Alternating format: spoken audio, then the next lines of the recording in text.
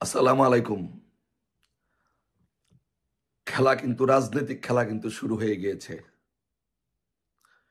বিএনপির কপালে কিন্তু দুঃখ দুর্দশা খুব নিকটে। বিএনপির কপালে দুঃখ দুর্দশা খুব নিকটে। বিএনপির ভাইদেরকে বলছি, বিএনপির ভাইয়েরা, খবর কি আপনাদের কাছে আছে? যাদের কাছে খবর থাকা দরকার তাদের কাছে ঠিকই আছে। -2 ফর্মুলা কিন্তু 2 মাস আগেই কিন্তু -2 ফর্মুলা শুরু হয়ে গিয়েছে। ও বিএনপি কিন্তু মাইনাস। আর খবর জানেন তো বিএনপির ভাইয়েরা, যারা লম্পজম্প করছেন, লাফালাফি করছেন, আওয়ামী লীগের বাড়ি ঘরে আগুন দিচ্ছেন, সারা বাংলাদেশে দখলদারিত্ব করছেন, আওয়ামী লীগকে মাইনাস করে দিবেন, রাজনীতি করতে দিবেন না, খবর রাখেন তো, জানেন তো? একবার কি খবর রেখেছেন? একবার কি খবর জানেন যে কেন নাগরিক কমিটি গঠন করা হয়েছে? কি উদ্দেশ্যে কারা নাগরিক কমিটি গঠন করছে জানেন তো?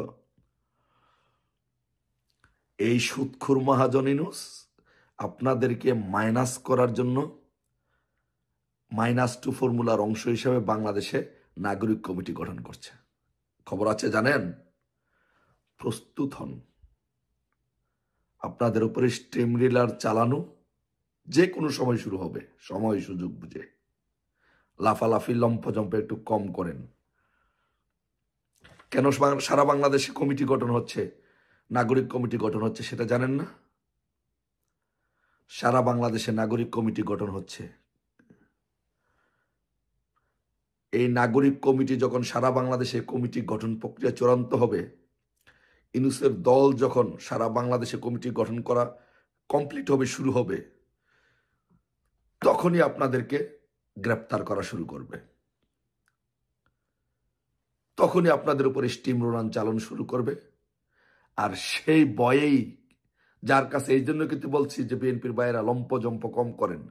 যার কাছে খবর থাকার তার কাছে কিন্তু খবর আছে।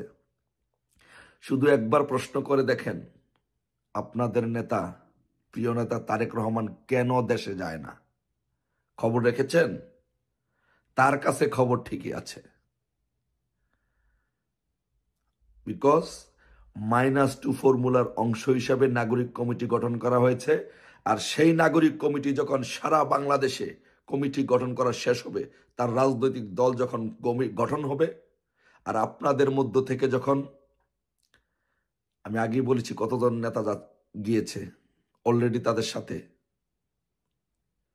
আপনাদের প্রভাবশালী বিএনপির জাতীয় কমিটির প্রভাবশালী 63 জন, বেশি না, শুধু 63 জন নেতা এই নাগরিক কমিটিতে যাচ্ছে।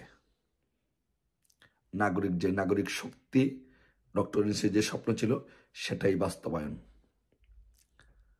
আপনাদের দল ভেঙে যাচ্ছে, আপনাদেরকে মাইনাস করা হচ্ছে। আপনাদের নেতা তারেক রহমান দেশে যাইতে পারবে না। আপনাদের নেতা তারেক রহমান দেশে যাইতে পারবে না। খালেদার চিকিৎসা নিয়ে, খালেদা বেগম খালেদা জিয়ার চিকিৎসা নিয়ে এই নাটক হচ্ছে কেন, খেলা হচ্ছে কেন? একবার ভেবে দেখেছেন? লম্পজম্প কম করে রাজনীতি করার চেষ্টা করেন। আওয়ামী লীগকে মাইনাস না করে আওয়ামী লীগকে সাথে নিয়ে, আওয়ামী লীগের সাথে থেকে নিজেদের পিঠ বাঁচানোর চেষ্টা করেন। পিঠের চামড়া থাকবে না আপনাদেরকে। ওরা যদি বাংলাদেশে কোনো, এই সুদখোর মহাজন ইউনূসরা যদি বাংলাদেশে কোনো দলকে দল মনে করে ভয় পায়, সেটা আওয়ামী লীগকে। আপনাদেরকে ভয় পায় না। ওই 63 জন নিয়ে যাবে, আর আপনাদের বাকি যে কজন আছে সেই কজনকে গ্রেফতার করে নিয়ে পিটানি দিবে। আপনাদের দল শেষ, সব পালানো শুরু করবে। তখন কোথায় যাবেন? আর এই নাগরিক কমিটিতে, যে নাগরিক কমিটি হচ্ছে সারা বাংলাদেশে, নাগরিক কমিটি এবং সরকার উপদেষ্টা, এই অন্তর্বর্তী সরকার সুদখোর মহাজনকে কারা চালাচ্ছে জানেন? জামাত চালাচ্ছে। আপনারা তো সারা বাংলাদেশে ভাই শুধু আওয়ামী লীগের ব্যবসা বাণিজ্য দখল, আওয়ামী লীগকে মারা, আওয়ামী লীগের বাড়িঘর ভাঙচুর, অগ্নিসংযোগ, এগুলো নিয়ে ব্যস্ত আছেন। আপনারা তো রাজনীতি নিয়ে ব্যস্ত না। আর সেই সুযোগে সুদখোর মহাজন ইউনূস জামাতকে হাতে নিয়ে, তাদেরকে কাউকে না কাউকে তো হাতে লাগবে রাজনীতিটা করার জন্য। মাঠটা দখলে রাখার জন্য। এই জন্য আপাতত জামাতকে হাতে রেখে সারা বাংলাদেশে ওরা নাগরিক কমিটি গঠন করা হচ্ছে, এবং ওই নাগরিক কমিটিতেও জামাতের কর্তৃত্ব। সো আপনাদের কপালে খুবই দুঃখ দুর্দশা আছে। 2008 সালে 111-এর পরে যেরকম ঘটনা হয়েছিল, যে দুই দলকে মাইনাস করার জন্য প্রক্রিয়া শুরু হয়েছিল, আওয়ামী লীগ আন্দোলন করে আপনাদেরকে সাথে নিয়ে এসেছিল, আওয়ামী লীগ সরকারে গিয়েছিল, আপনারা বিরোধী দল হয়েছিলেন, একই প্রক্রিয়া শুরু হয়েছে। আপনাদেরকে মাইনাস করা হবে। সারা বাংলাদেশে তাদের কমিটিটা যখন শেষ হবে, আপনাদেরকে ধরা হবে। আর খবর নিয়ে দেখেন আপনাদের দলের মধ্যে, আপনারা কি জানেন খবর? আপনাদের জাতীয় নেতা, 63 জন জাতীয় নেতা এই সুৎখোর মহাজন ইউনূসের দলে যাচ্ছে। সারা বাংলাদেশে কমিটি গঠনগুলো প্রায় ওরা গুছিয়ে ফেলছে। এই কমিটিতে কারা যাচ্ছে? আপনাদের দলের লোকজন যাচ্ছে। বিএনপির ভাইয়েরা, এই কমিটিতে কারা যাচ্ছে? আপনাদের দলের লোকজন যাচ্ছে। আচ্ছা, আরেকটি কথা বলি, আপনারা যারা রাজনীতি মোটামুটি বুঝেন, একবার চিন্তা করে দেখেছেন যে ঢাকা বিশ্ববিদ্যালয় যাদের দখলে থাকবে, ঢাকা বিশ্ববিদ্যালয়ে যারা কর্তৃত্ব করবে, তারাই সারা বাংলাদেশের রাজনীতি নিয়ন্ত্রণ করবে, তারাই ক্ষমতায় থাকবে। আপনাদের ঢাকা বিশ্ববিদ্যালয়ের ছাত্রদল হলের মধ্যে 7ই নভেম্বর উপলক্ষে আপনাদের একটা পোস্টার হলের মধ্যে লাগাইতে পারে না। শুধু একবার চিন্তা করে দেখেছেন যে আপনাদের অবস্থা কোথায় আছে? আপনারা কোথায় আছেন? চাঁদাবাজি করছেন, মাস্তানি করছেন, লম্পটগিরি করছেন, আওয়ামী লীগের নেতাদের সম্পত্তি দখল করছেন, বাড়িঘর দখল করছেন। মনে রাখবেন, যদি রাজনীতি করতে চান, বাংলাদেশে গণতান্ত্রিক ধারায় যদি রাজনীতি করতে চান, তাহলে আপনাদের বাঁচাতে পারে একমাত্র আওয়ামী লীগ। একমাত্র আওয়ামী লীগ আপনাদেরকে বাঁচাবে। সো তাই আওয়ামী লীগের সাথে বৈরী সম্পর্ক তৈরি না করে, আওয়ামী লীগের রাজনীতি নিষিদ্ধ করার চিন্তা না করে আওয়ামী লীগের সাথে আসুন গণতান্ত্রিক দ্বারা ফিরিয়ে এনে একসাথে রাজনীতি করে বাংলাদেশে রাজনীতি গণতান্ত্রিক দ্বারা প্রতিষ্ঠিত করি।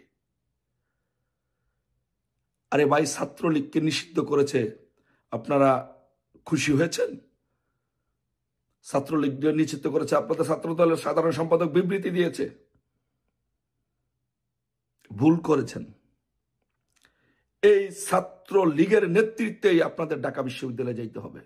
আপনাদের ঢাকা বিশ্ববিদ্যালয় হলে থাকার কোনো সাহস নাই, শক্তি নাই, সামর্থ্য নাই। আপনারা এখন হলে গেলে ওদেরকে পিটিয়ে, আপনাদেরকে ল্যাংটা করে ফেলবে পিটিয়ে এই সমন্বয়কারীরা। যান, কোন হলে সাহস থাকলে যান, একদম পিটিয়ে ল্যাংটা করে ফেলবে ছাত্রদলকে এই সমন্বয়কারীরা। কারণ আপনাদেরকে ওরা কেয়ার করে না, পরোয়া করে না। ওদের মুখে মাথার মধ্যে দিনে রাত্রে একটি সব চিন্তা, আওয়ামী লীগ, ছাত্রলীগ, এই বুঝি আওয়ামী লীগ আসছে, এই বুঝি ছাত্রলীগ আসছে।